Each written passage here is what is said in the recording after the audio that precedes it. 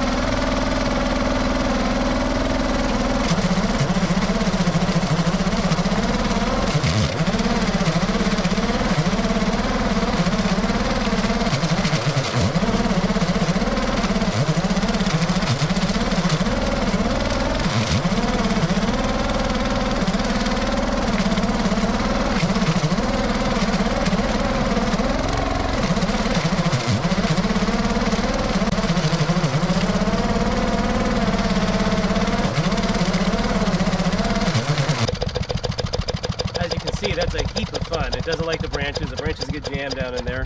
A note on safety, obviously there are spinning blades in there at 6.5 horsepower. You have to be very, very careful. I have a stick that keeps my hands well away from that blade, plus there's a baffle at the bottom, which is part of the reason it gets stuck. So just a note on safety. Now that it's shut down, there are a couple of pieces in there I need to pull out.